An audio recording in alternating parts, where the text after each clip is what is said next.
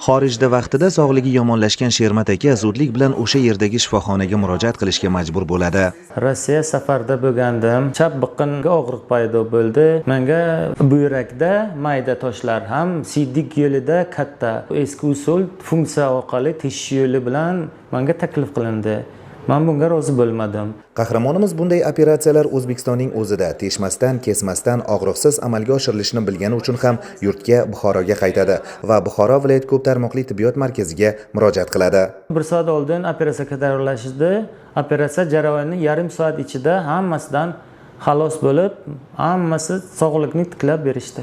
Mutaxassisga ko'ra bunday amaliyotlar shu paytgacha lazer usulida, ammo bir necha kunlik bosqich jarayonlarda amalga oshirilgan va bemor ish qobiliyatini tiklashi uchun kamida 20 kungacha vaqt ketgan. Bu gal esa bu jarayonlar bor yo'g'i bir kunda yakunlandi. Birinchi martada bir etapda tabiiy siydik chiqaruv kanali orqali buyrak toshlarini oldik, muvaffaqiyatli bajarildi. Bemorimiz kechki paytda amaliyotda olindi. Bugun ertalab soat 11-12 larda уже javob berilyapti. Mazkur bo'limda shu kunning o'zida yana bir yuqori texnologik amaliyot 75 yoshli otaxonda bajarildi. Unda adenoma sabab siydik yo'lning bekilishi oqibatida buyrak yetishmovchiligi kasalligi yuzaga kelgan. Xo'sh, bunday vaziyatda shifokorlar qanday yangicha usulni amaliyotga tatbiq etdi? Bu kishiga o'sha kateter qo'yamiz bizda deb maslahat berganimizga bemor rad javobini aytdi bizga. Shunda biz endi bemorni komfortabilnostni tomonini o'ylab turib, chiqib gruppa bilan, jamoa bilan birgalikda bu kishiga lazerni operatsiyani muvaffaqiyatli bajarildi. Hozir bemorimiz ahvollari juda yaxshi.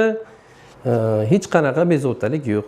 Amalingizga rahmat. Ma'lumot uchun mazkur Buxoro viloyat ko'p tarmoqli tibbiyot markazining birgina urologiya bo'limida joriy yilning o'tgan davrida 250 dan ortiq murakkab amaliyotlar bajarilgan.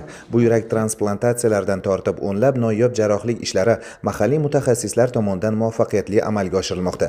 Bu esa yurtimizning har bir hududi, hatto eng chekka manzillarda ham zamonaviy tibbiy uskunalarni ta'minlanishi va kadrlar salohiyatini oshirish borasidagi tizimli ishlar samarasidir. Madrahim Turdiyev, Abdulla Rajabov, Buxoro.